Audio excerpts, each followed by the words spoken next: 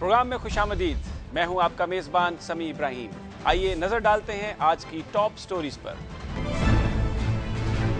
परवेज खटक कहते हैं, इमरान खान वफाक में होते तो अमेरिका को ड्रोन हमलों की हिम्मत ना होती। इस्लामाबाद में कौमी असम्बली के पहले इजलास की तैयारियां और सेनेट में Aitzaz Ahsan leader of opposition होंगे। Chief justice of Pakistan Iftikhar Chaudhry कहते हैं, मंशियात का धंधा ANF की नाक के नीचे होता है। और भारतीय वजीर खारजा कहते हैं, पाकिस्तान से सिर्फ उन मसाइल पर बात हो सकती है जो हल हो सकते हैं।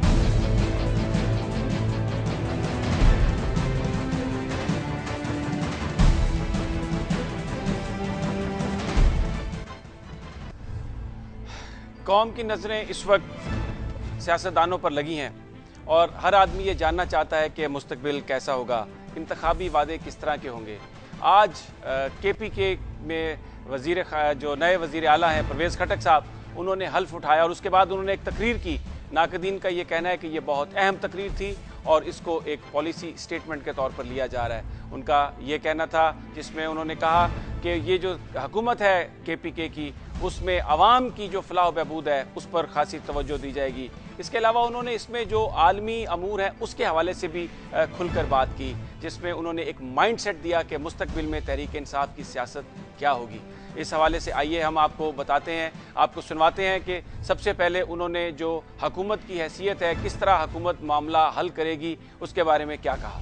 पाकिस्तान तहरीक इंसाफ सिर्फ इलेक्शन लड़ के नहीं आई, हम तैयारी करके आए हैं। हम उन हुकूमतें में नहीं हैं कि हुकूमत में आके फिर सोचते हैं कि हमने क्या करना है। तो हम आप सबको यकीन दिलाते कि वो सोई हुकूमत नहीं होगी, ये एक जागती हुई हुकूमत होगी और आपके मसले आपकी दहलीज पर हल करेगी।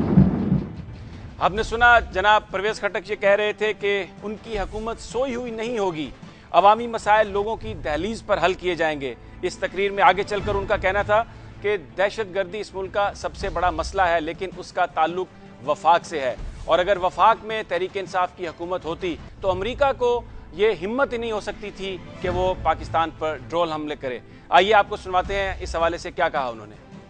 असली मसला इस वक्त इस मुल्क की दहशतगर्दी का है। ये इस मसले से अकेले हम नहीं निपट सकते कि हम कहें कि हम अमन ला देंगे। हमने वादा किया था कि इस मुल्क में अमन लाएंगे, लेकिन अगर हमारी हुकूमत वफाक में होती तो आज अमेरिका की हिम्मत ना होती कि ड्रोन हमले करता, सवाल ही नहीं पैदा होता। हम अकेला इस मसले को नहीं हल कर सकते, तो हम सिर्फ इतना कहते हैं वफाकी हुकूमत से और जनाब नवाज शरीफ से कि आप एक वाज़ेह पॉलिसी ले आए ड्रोन के खिलाफ, दहशतगर्दी के खिलाफ, अमन के लिए क्या रास्ता निकालेंगे। और अगर वो रास्ता इस सूबे के अमन के लिए होगा तो तहरीक इंसाफ और उसके इत्तेहादी यकजान उसके साथ खड़े होंगे। हम बिल्कुल। परवेज खटक साहब ने ड्रोन के मामले पर इंतहाई सख्त लहजा अपनाया। ड्रोन हमलों के खिलाफ मुल्क भर में एक सख्त रद्द-ए-अमल भी है और इस मसले पर हमें तहरीक इंसाफ कोई समझौता करते हुए नजर नहीं आती। लग रहा है कि इस मसले पर PTI जनाब नवाज शरीफ की हुकूमत पर एक मजबूत लहमल इख्तियार करने के लिए दबाव डालती रहेगी। जनाब परवेज खटक ने नवाज शरीफ के साथ मुस्तकबिल के हवाले से अपनी जमात की सोच भी बताई और उन शराइत का जिक्र किया जिनकी बुनियाद पर वो मुस्लिम लीग नून की वफाकी हुकूमत और सूबे में हिज़्ब इख्तिलाफ की दूसरी जमातों से ताउन करेंगे। आइए आपको सुनवाते हैं इस हवाले से उन्होंने क्या कहा। सूबाई असम्बली के मेंबरान से, इस सूबे के अवाम से ये वादा है कि अगर इस मुल्क में नवाज शरीफ साहब और वफाकी हुकूमत सही पॉलिसी लाती है तो हम साथ खड़े होंगे। अगर वो सही पॉलिसी नहीं लाएगी तो हम उनके खिलाफ खड़े होंगे, हम उनके खिलाफ एहतजाज करेंगे, हम हर जगह पर उसके मुखालफत करेंगे क्योंकि इस वक्त पुख्तून कौम की ज़रूरत है कि इस मुल्क में और इस सूबे में अमन आए ताकि पुख्तूनों को अमन और सुकून। आपने सुना, इंतहाई अहम बयान था और बड़ी तफसील के साथ परवेज खटक साहब ने जिक्र किया कि तहरीक इंसाफ की सोच क्या है। इस सारे मामले पर गुफ्तगू करने के लिए हमारे साथ मौजूद हैं मुस्लिम लीग नून के रहनुमा जनाब अनवर बेग साहब और इसके अलावा पेशावर में हमारे साथ मौजूद होंगे हुसैन शहीद सोहरवर्दी। अस्सलाम वालेकुम अनवर बेग साहब। वालेकुम सलाम। बेग साहब, बड़ा सख्त मौक़िफ़ अपनाया है आज तहरीक इंसाफ ने, और अभी जो डेवलपमेंट दूसरी ये है कि तहरीक इंसाफ की जो स्पोक्स पर्सन है शीरी मज़ारी, उनका ये कहना था कि नेटो के जो कंटेनर्स गुजरते हैं KPK में, उनकी भी तलाशी ली जाएगी कि इनमें कोई हथियार तो नहीं। किस तरफ जा रहे हैं हम, ये क्या लगता है आपको? देखें समी साहब, मुझे तो कभी कभार थोड़ी सी हंसी आती है। हम बेसिकली है ICU पेशेंट, हम ऑक्सीजन पे चल रहे हैं और हम ऑक्सीजन में हॉस्पिटल में लेटे हुए, और हम कह रहे हैं कि जी हम वर्ल्ड हैवीवेट चैंपियन से चढ़ना चाहता हूं मैं। देखें जी, इस तरीके से इंटरनेशनल डिप्लोमेसी नहीं होती। इस तरीके से ये कह रहे हैं, अब ये क्योंकि आउटसाइड द फेडरल गवर्नमेंट है तो ये इस तरीके की बातें जरूर करेंगे। देखें जी, ये आपको पता है पाकिस्तान मुस्लिम लीग नून और मियां नवाज शरीफ साहब ने कई दफा इस पे जिक्र किया है और बड़ी फर्मली यानी स्टेटमेंट्स दी हैं। हत्ता कि अभी कल ही एक हाई लेवल यूनाइटेड स्टेट्स का एक डेलीगेशन उनको मिलने गया है और टॉप ऑफ द एजेंडा ये ड्रोन अटैक्स ही हैं। और अब आइंदा जून के महीने में जॉन केरी पाकिस्तान आ रहे हैं। 5 तारीख को इंशाल्लाह मियां नवाज शरीफ साहब प्राइम मिनिस्टर का ओथ लेने जा रहे हैं। तो top of the agenda Pakistan Muslim league का यही है कि भाई ये ड्रोन अटैक इस काउंटर और पाकिस्तान की जो पब्लिक ओपिनियन है अगेंस्ट यूनाइटेड स्टेट्स वो दिन ब दिन बढ़ती जा रही है। दूसरा ये समी साहब कि we have to take a very strong diplomatic offensive internationally, और हमें जाके इंटरनेशनल वर्ल्ड कैपिटल्स को ये आगाह करना होगा कि ये हमारे लिए कौम हमारी ये एक्सेप्टेबल नहीं है हमारी कौम को। और दूसरी बात, यूनाइटेड नेशंस के रिपोर्ट जो ह्यूमन राइट्स कमीशन के हैं, उनकी भी रिपोर्ट ये है कि ये जो ड्रोन अटैक्स हो रहे हैं दिस इज इलीगल। तो मैं ये समझता हूँ कि पिछली गवर्नमेंट ने अनफॉर्चुनेटली एक diplomatic offensive around the world नहीं किया, कोई ऐसी चीज यूनाइटेड नेशन से बात नहीं की। और यानी कोई ऐसा आप जी अनवर बेग साहब, आपका ये कहना है कि यूनाइटेड नेशन से भी राब्ता किया जाएगा और बेसिकली आप डिप्लोमेसी की बात कर रहे हैं। अच्छा, आज जो खटक साहब ने तकरीर की उसमें एक बड़ी अहम बात थी कि कोई भी ऐसी पॉलिसी जो उन्होंने समझा कि KPK के अवाम के मफाद में नहीं है, उस पर भी बड़ी सख्त रेजिस्टेंस की जाएगी और नवाज शरीफ साहब के साथ ताउन नहीं किया जाएगा। देखें समी साहब, हमारी भी स्टेट खैबर पख्तूनख्वा में है।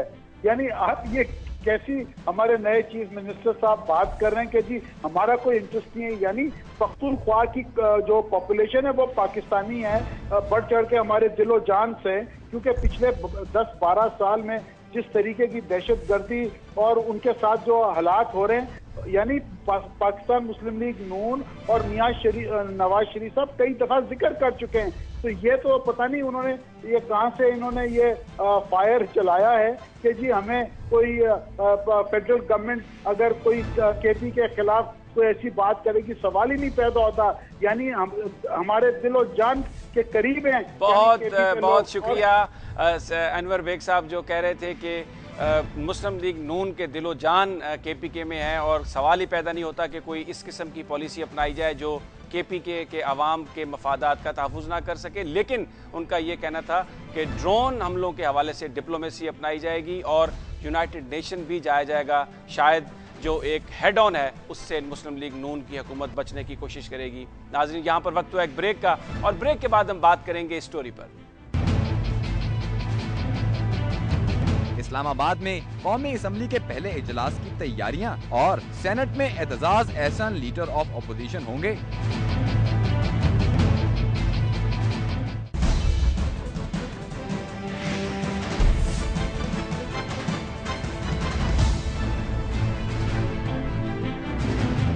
कल पाकिस्तानी सियासत में एक नई तारीख रकम होने जा रही है। पहली बार एक जमहूरी हुकूमत से दूसरी जमहूरी हुकूमत को पुरअमन इंतकाल इक़्तिदार का अमल होगा।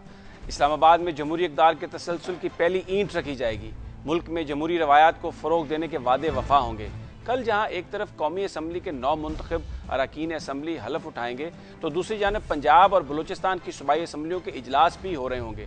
5 जून को मुस्लिम लीग नून के कायद मियां नवाज शरीफ के हाथों में मुल्क की बाग दौड़ सौंप दी जाएगी और 6 जून को उनके छोटे भाई मियां शहबाज शरीफ वजीर आला पंजाब का हल्फ उठाएंगे।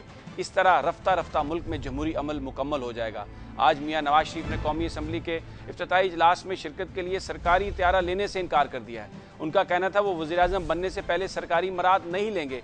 बज़ाहिर ऐसा लग रहा है कि मियां साहब सियासी जमातों को भी साथ लेकर चलने के लिए पुरअज़्म हैं। इसीलिए मौलाना फजलुर रहमान के साथ भी मुआहदे की इत्तलात आ रही हैं।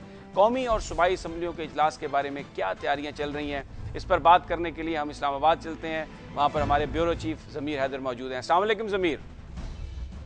जी अस्सलाम वालेकुम समीर। ज़मीर, बड़ी ज़बरदस्त तैयारियां चल रही होंगी वहाँ पर, कुछ हमें बताइए कि सफाई सुथराई का अमल किस तरह चल रहा है।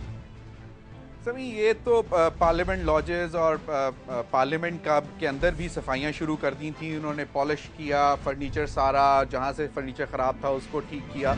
लेकिन इसमें मज़ेदार बात यह है कि आज बहुत सारे पार्लियामेंटेरियंस जो MNA इलेक्ट होके आए हैं, जिन्होंने कल हल्फ उठाना है, वो आए तो थे पार्लियामेंट लॉज में अपने लॉज में जाने के लिए, लेकिन वहाँ जाके पता लगा कि जो किसी पुराने MNA की फैमिली ठहरी हुई है तो वो वहाँ नहीं ठहर सकते, और उनके साथ जो आए हुए लोग इतने सारे, उनको किसी होटल में साथ जाके ठहराना पड़ा। और एक खातून MNA तो इस्लामाबाद क्लब में ठहर गई और उन्होंने कहा कि मैं कल से आई हुई हूँ और कल रात को मेरा जो है वो पार्लियामेंट लॉज खाली हुआ है और आज उसकी सफाई सुथराई और वो सारा। अच्छा ज़मीर, ये बताइएगा कि ये भी इत्तलात थी कि आज वज़ीर आज़म के ख़ुसूसी तैयारा उसको रिफ्यूज़ किया नवाज शरीफ साहब ने, ये कहकर के वो मराद नहीं लेंगे जब तक हल्फ नहीं उठाएं। और फिर ये भी इत्तलात आ रही हैं कि शायद वो वज़ीर आज़म हाउस में नहीं ठहरेंगे, वो किसी और जगह पे ठहरेंगे। आपके सोर्सेज क्या बता रहे हैं?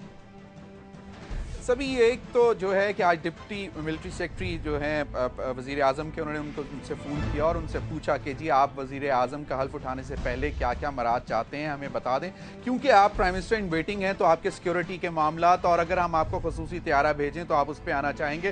तो ये तो बात सही है कि उन्होंने इस बात से इनकार किया। लेकिन जहाँ तक ये बात है कि वो हल्फ उठाने के बाद या वज़ीर आज़म हाउस में नहीं ठहरेंगे, ये मेरा ख्याल में कुछ थोड़ा सा इसमें एग्जैजरेशन है, क्योंकि ये बात शायद मुस्लिम लीग नून पर मुसल्लत की जा रही है। ऐसा नहीं है, ये बात उन्होंने कही है कि मुस्लिम लीग प्राइम मिनिस्टर हाउस के, प्राइम मिनिस्टर सेक्रेटेरिएट के अखराजात जो हैं उनको बहुत कम किया जाएगा, नॉन डेवलपमेंट एक्सपेंडिचर बहुत कम रखे जाएंगे। वो अपने प्रोटोकॉल पे बहुत नॉमिनल खर्चा करना चाहेंगे, जहां ज़रूरी होगा वहां प्रोटोकॉल लिया जाएगा, वरना शायद उन्होंने ये भी कहा है, हमारे ज़राए का बताना था कि वो कुछ ज़रूरत से ज़्यादा प्रोटोकॉल भी नहीं चाहते। और बहुत शुक्रिया हवाले से भी उन्होंने ज़मीर, कल आपसे सारा दिन हम अपडेट्स लेते रहेंगे। दुनिया न्यूज़ की स्पेशल ट्रांसमिशन भी होगी जब कौमी असम्बली की ये कार्रवाई शुरू होगी, नाज़रीन को भी बताते रहेंगे, आप भी मौजूद होंगे और दूसरे भी दुनिया न्यूज़ के एंकर्स, और हर ताज़ा तरीन जो सूरत हाल होगी वो नाज़रीन तक कल पहुँचाते रहेंगे। नाज़रीन, आपने कौमी असम्बली के इजलास और मुस्लिम लीग नून की तैयारियों का अहवाल तो आपने सुना और देखा। अब दूसरी तरफ पीपल्स पार्टी भी नई सफ़बंदी में मसरूफ़ नज़र आती है ताकि भरपूर अपोजिशन का किरदार अदा किया जा सके। पीपल्स पार्टी ने आज एक बड़ा अहम फैसला किया है। चौधरी एतजाज़ अहसन को सेनेट में कायदे हिज़्ब इख्तिलाफ बनाया गया है। इससे पहले सदर ज़रदारी ने जो कमेटी बनाई थी पंजाब में पीपल्स पार्टी की शिकस्त के असबाब जानने के लिए, उसका चेयरमैन भी चौधरी एतजाज़ अहसन को ही बनाया गया था। लग रहा है कि पीपल्स पार्टी अब ऐसे लोगों को सामने ला रही है जिन्हें अवाम का इत्मीनान हासिल हो सकता हो, ताकि पीपल्स पार्टी का तशख़्ख़ुस बहाल किया जाए। सेनेट में अब पीपल्स पार्टी की क्या हिकमत अमली होगी और आगे जाकर पीपल्स पार्टी कौमी असम्बली में क्या करेगी, इस हवाले से बात करने के लिए हमारे साथ पीपल्स पार्टी के रहनुमा कमर ज़मान कायरा मौजूद हैं। अस्सलाम वालेकुम कायरा साहब। जी वालेकुम अस्सलाम। कायरा साहब, बहुत बहुत शुक्रिया प्रोग्राम में आने का। फरमाइएगा, खबरें हैं कि चौधरी एतजाज़ साहब को सेनेट में कायदे हिज़्ब इख्तिलाफ मुकर्रर कर दिया गया है। जी, मेरे पास अभी फाइनल रस्मी तो नहीं है, ये तजवीज़ हमारे यहाँ ज़रूर थी। मैं अपनी कंस्टिट्यूंसी में हूँ और मैं एक फंक्शन में गया हुआ था, इसलिए मैं आखिरी खबर मेरे पास नहीं है। लेकिन ये कोई अचंभे की बात नहीं है क्योंकि ये हमारा ऑलरेडी डिस्कशन था। अच्छा कायरा साहब, ये बताइएगा कि अब आपकी जो हिकमत अमली, आज खुर्शीद शाह साहब ने अभी फरमाया कि अगर मुस्लिम लीग नून ने कहा तो वो उन्हें वोट भी दे सकते हैं मियां नवाज शरीफ साहब को वजारत उज़्मा का, लेकिन तहरीक इंसाफ की जानिब से तो बड़ा सख्त मौक़िफ़ है ड्रोन के हमलों से, और उन्होंने कहा है कि वो नवाज शरीफ साहब का वो ताउन सिर्फ उस वक्त करेंगे जब वो समझेंगे कि ये मामला KPK के मफाद में है। आप किस तरह की पॉलिसी अपनाएंगे? देखिए ये काम ना, ये इख्तियार बेसिकली पार्लियामेंट्री पार्टी का है। मैं क्योंकि सब पार्लियामेंट्री पार्टी का मेंबर हूँ नहीं, लिहाजा इसके ऊपर कमेंट करना मेरा हक नहीं है। लेकिन ये बात कि रशाद साहब ने कहा है तो हो सकता है अपने कोलीग्स के साथ उनकी मुशावरत हुई हो और उन्होंने इस मामले में अपनी पार्लियामेंट्री पार्टी से मशवरा करने के बाद ऐसी बात कही होगी। ये तावन जो है यकीनन हम चाहेंगे कि हाउस का, ऐवान का जो माहौल है वो कोऑपरेटिव रहे। हालांकि ये काम हुकूमत का होता है, लेकिन हमारी ये पहले दिन से कोशिश होगी वो कोऑपरेटिव रहे, कॉर्डियल रहे और पॉजिटिव रहे। अपोजिशन का रोल हम अदा करते रहे। बिलाशुबा हम अपोजिशन होंगे, हर अच्छे काम में गवर्नमेंट को सपोर्ट करेंगे और जहां हम समझेंगे कि वो पॉलिसी से डेविएट कर रहे हैं या मुल्क के मफाद में नहीं है, वहाँ हम उसको भरपूर उसको अपोज करें। अच्छा कायरा साहब, ये फरमाइएगा कि आज तहरीक इंसाफ ने ऐसी बात कर भी ली जाए। जी कायरा साहब, आज तहरीक इंसाफ ने बड़ी खुलकर ये बात कही है कि अगर इमरान खान होते वज़ीर आज़म तो ड्रोन हमले नहीं हो सकते थे और वो भरपूर इसकी मुखालफत करेंगे। आप फरमाइएगा इस मसले पर आपकी पार्टी क्या मौक़िफ़ इख्तियार करेगी? देखिए इमरान खान होते तो फिर की बात है। आज कभी मियां नवाज शरीफ साहब कभी है नहीं, वो तारीख को प्राइम मिनिस्टर होंगे, लिहाजा अभी ये बात उनके जिम्मे लगाना तो मुनासिब शायद ना हो, लेकिन उनके लिए भी ये टफ टाइम होगा। एक बड़ी ताकत है जिसको ये जो अपने इस हथियार को इस्तेमाल कर रही है और वो कहते हैं कि हम इसको बड़ा सेलेक्टिवली यूज करते हैं और एक्यूरेसी के साथ यूज करते हैं। हमने भी अपने दौर में भरपूर कोशिश की कि ये हथियार अगर मौसर है और यकीनन है तो इसको हमें दिया जाए ताकि ये ड्रोन, कभी ड्रोन से इख्तिलाफ नहीं है, ड्रोन कोई दूसरी ताकत चला के पाकिस्तान सॉवरेनिटी कंप्रोमाइज ना हो, इस हवाले से हमारा एतराज है। मियां साहब यकीनन अमेरिकन के साथ भी एंगेज करेंगे, मुस्लिम उम्मा के साथ भी करेंगे और अफगानिस्तान की गवर्नमेंट के साथ भी करेंगे। हम भी कोशिश होंगे कि वो ड्रोन पे अपनी स्टेटेड पॉलिसी जो है अमल करा सके। हालांकि अमेरिकन ने बहरहाल प्रेसिडेंट ओबामा की स्पीच में भी और फिर उनका अमली डेमोन्स्ट्रेशन जो आई है, एक मुश्किल फैसला होता है क्योंकि या तो साजिद के साथ आप जंग छेड़ लें या ये है कि उसको एक दबाव, एक प्रेशर, एक समझाने वाली कैफियत जो है इस जंग के बाकी स्टेक होल्डर्स के साथ मिलके वो उसको समझाया। बहुत बहुत शुक्रिया कायरा साहब जो कह रहे थे कि ये एक बड़ी मुश्किल सूरत हाल है और वो मियां नवाज शरीफ की सपोर्ट करेंगे उनकी कोशिशों में जब वो अमेरिका को ये कायल करने की कोशिश करेंगे कि ड्रोन हमले किसी के मफाद में नहीं है। नाजरीन, वक्त हुआ यहाँ पर ब्रेक का और ब्रेक के बाद हम बात करेंगे इस स्टोरी पर। Chief justice of Pakistan Iftikhar Chaudhry कहते हैं मंशियात का धंधा ANF की नाक के नीचे होता है।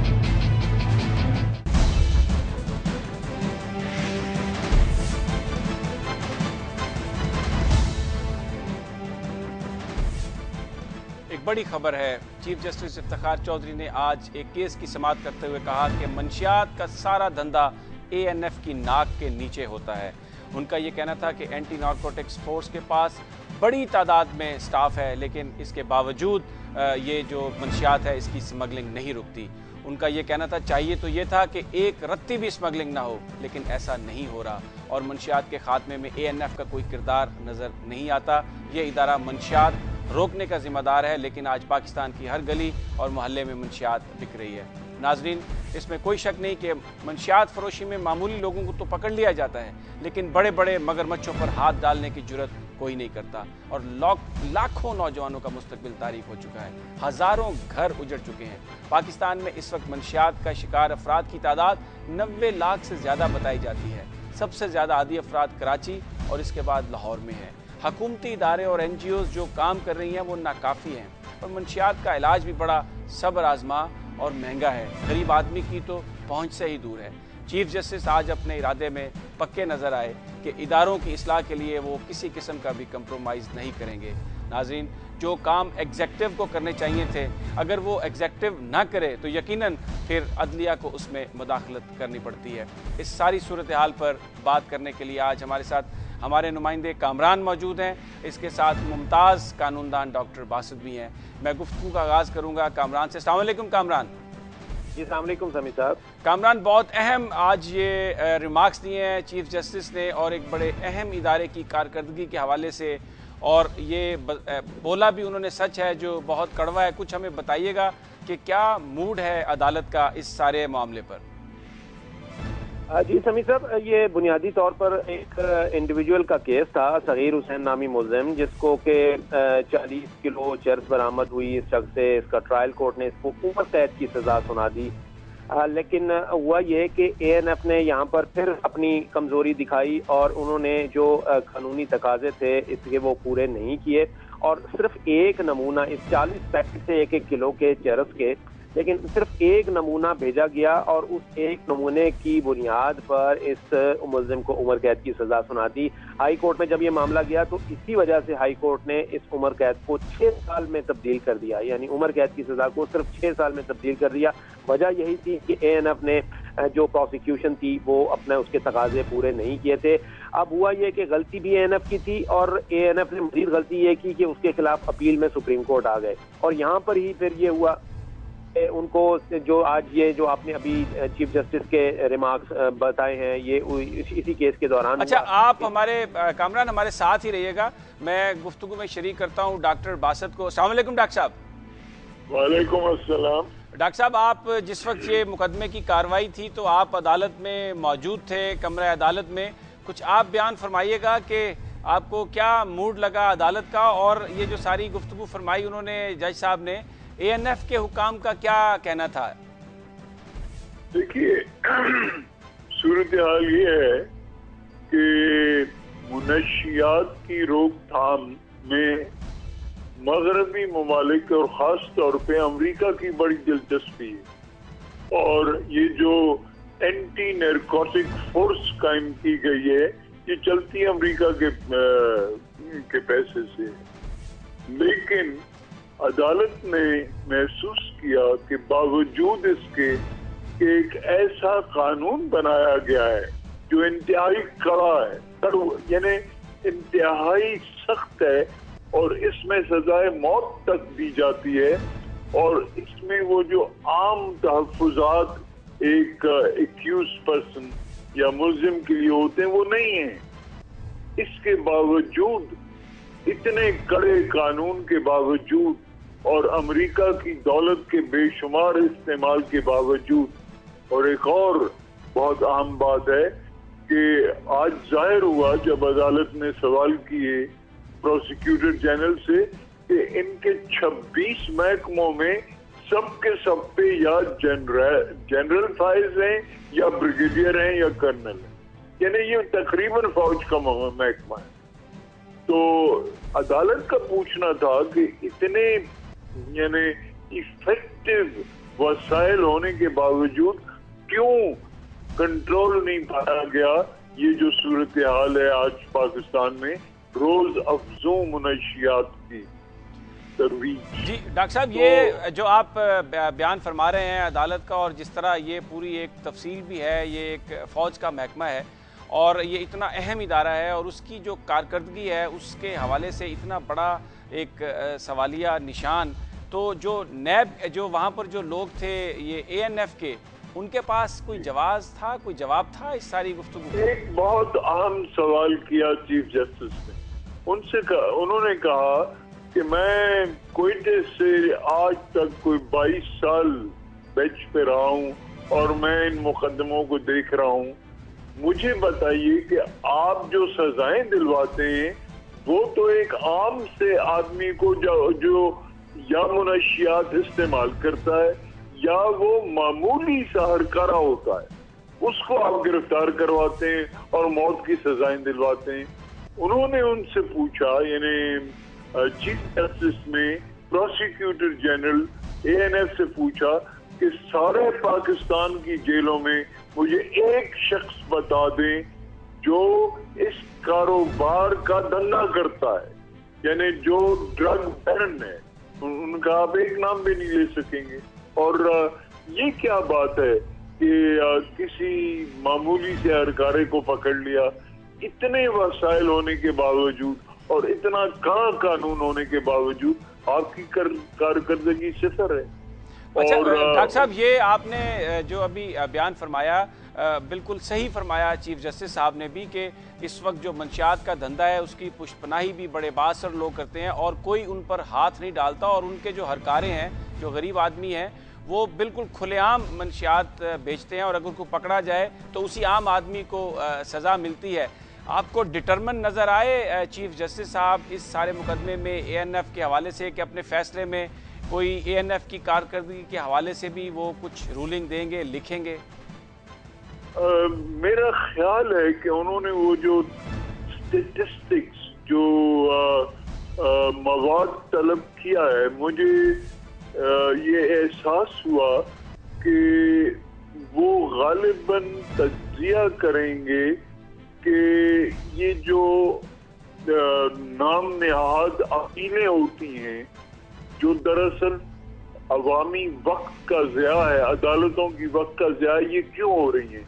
जिस बात से बात शुरू हुई वो ये था कि आज से कुछ 7-8 साल पहले सुप्रीम कोर्ट ने अदालत आलिया के बाद अदालत उस्मा ने एक फैसला दिया था कि चूंकि कानून बड़ा सख्त है, जहाँ कानून सख्त हो वहाँ जो मुल्जिम है उसकी पुष्टपनाही की जाती है, यानी जो तहफ़्फ़ुज़ात उसे दिए गए उन पे सख्ती से अमल करवाया जाता है। चुनाचे ये जो केमिकल रिपोर्ट का मसला था, इस पे बरहम हो रही थी अदालत कि भाई जब हमने 7-8 साल पहले ये कह दिया है कि अगर आपको चर्स की डलियां मिलें तो तमाम चर्स की डलियों में से थोड़ा थोड़ा सैंपल लेके आप अलग-अलग भेजें। इन्होंने ये किया हुआ था कि 40 के करीब सैंपल उसमें से थोड़ा सा सैंपल भेज दिया गया होगा, बाकी नहीं भेजा होगा। बिल्कुल दुरुस्त फरमाया आपने डॉक्टर साहब, बहुत बहुत शुक्रिया आपका। बड़ा अहम मामला जो आज chief justice of Pakistan Chaudhry Iftikhar ने उठाया, मंशियात का मामला जिसका शिकार आम आदमी हो रहा है और बताया जा रहा है 90 लाख से ज़ायद अफराद इस लानत का शिकार हो चुके हैं। बड़े मजबूत रूल आज उन्होंने रिमार्क्स दिए चीफ जस्टिस ने और ANF पर बड़ी कड़ी तनकीद की। नाज़रीन, यहाँ पर वक्त हुआ एक ब्रेक का। ब्रेक के बाद हम बात करेंगे इस स्टोरी पर। भारतीय वजीर खारजा कहते हैं पाकिस्तान से सिर्फ उन मसाइल पर बात हो सकती है जो हल हो सकते हों।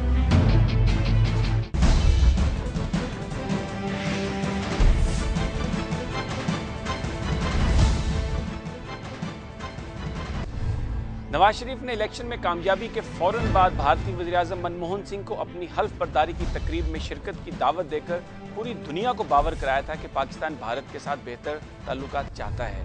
नवाज शरीफ इन ताल्लुकात को उसी जगह से आगे ले जाना चाहते हैं जहां परवेज़ मुशर्रफ ने उनकी हुकूमत को बरतरफ किया था, लेकिन भारतीय वज़ीर-ए-आज़म ने इसका जवाब मुस्बत अंदाज में नहीं दिया था। फिर उसके बाद खसूसी नुमाइंदे वज़ीर-ए-आज़म के के लांबा आए, उनकी नवाज शरीफ साहब से मुलाकात भी हुई और उसके दूसरे दिन पानी के तनाज़े को हल करने के लिए पाकिस्तान का एक डेलीगेशन दिल्ली गया। अब भारतीय वज़ीर ख़ारजा सलमान खुर्शीद ने कहा है कि पाकिस्तान से ताल्लुकात बेहतर तो बनाना चाहते हैं, लेकिन इसके साथ साथ वो ये भी कह गए कि बातचीत के दौरान सिर्फ ऐसे मसाइल सामने लाया जाए जिन्हें फौरी तौर पर हल किया जा सकता हो और ऐसे मसाइल को उजागर ना किया जाए जिन पर वक्त ज़ाया हो और कुछ हासिल ना हो पाए। उन्होंने एक ऐसा बयान दिया है, वो हल्के जो मुज़ाकरात के ज़रिए ताल्लुकात में बेहतरी चाहते हैं वो कुछ परेशान हैं और इसको दूसरी नज़र से देख रहे हैं, लेकिन कुछ हल्कों का कहना है कि सलमान खुर्शीद ने सच बोला है जो कड़वा है। अब नवाज शरीफ इक़्तिदार संभालने जा रहे हैं, लेकिन सवाल ये है कि इस मौके पर भारत का ये बयान क्या इस बात का इशारा है कि जो तावन उन्हें भारत से चाहिए वो नहीं मिल पाएगा। कुछ लोगों का ख्याल है कि इस बयान की बुनियादी वजह भारत की दाखिली सूरत हाल भी है। भारत में भी चंद माह के बाद इलेक्शन होने वाले हैं और इस वक्त भारतीय हुकूमत इस पोजीशन में नहीं है कि पाकिस्तान के साथ वो कोई अहम मामला हल करने के लिए एक मीनिंगफुल डायलॉग शुरू कर सके। इस सारी सूरत हाल पर बातचीत के लिए हमारे साथ भारत से सीनियर सहाफ़ी, बिजनेस स्टैंडर्ड इंडिया की पॉलिटिकल एडिटर अदिति भैडनस हमारे साथ होंगी और पाकिस्तान से तलत मसूद साहब जो इस्लामाबाद स्टूडियो में हमें ज्वाइन करेंगे। अस्सलाम वालेकुम तलत साहब। वालेकुम सलाम। तलत साहब, बड़ा अहम बयान है भारतीय वज़ीर ख़ारजा सलमान खुर्शीद साहब का। उनका ये कहना है कि ऐसे मसाइल पर ही सिर्फ बात करें जिनसे कुछ मामला हल होने की उम्मीद हो और वो मसाइल जो हमें पता है हल नहीं होंगे। शायद उनका इशारा कश्मीर और दूसरे सरहदी तनाज़ों की जानिब था कि इस पर बात करने का कोई फ़ायदा नहीं है। ये मेरे ख्याल में उनका ये मतलब था कि आप ये तवक्को ना करें कि फ़िलहाल कश्मीर पर या सियाचिन या सर क्रीक वगैरह पर जो कोर इश्यूज़ हैं उस पर कोई ख़ास पेशरफ्त हो सकती है, इसलिए ज़्यादा तवज्जो मेरे ख्याल में इस चीज़ पर दें कि माहौल इंडिया और पाकिस्तान में बेहतर हो, वीज़ा रजीम वगैरह और ख़ास तौर से तिजारत और इक़्तिसादी जो लिंकेजेस हैं इनमें पेशरफ्त हो सकती है, लेकिन दूसरी चीज़ों पर शायद इस वक्त ना हो।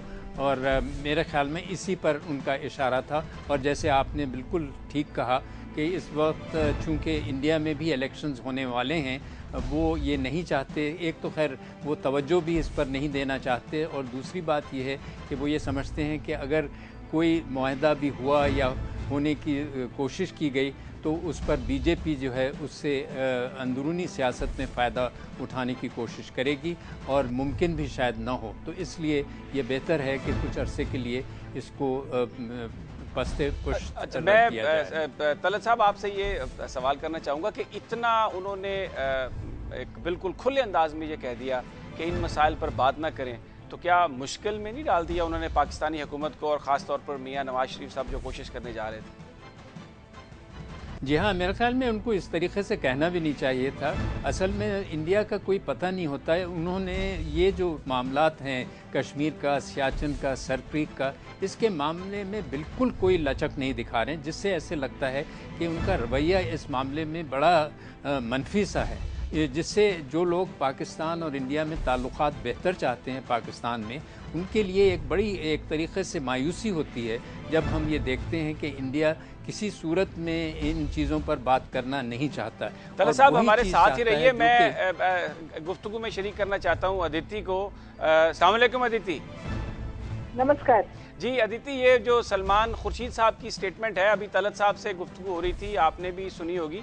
यहाँ पर तो इसको इस तरह से परसीव किया जा रहा है कि एक बड़े खुले अंदाज में उन्होंने ये बताया है कि शायद जो मियाँ नवाज शरीफ साहब की कोशिशें हैं भारत के साथ ताल्लुकात को नॉर्मल करने की, उन्हें भारत में कोई बहुत ज़्यादा पजीराई नहीं मिलेगी। नहीं, ऐसा नहीं है।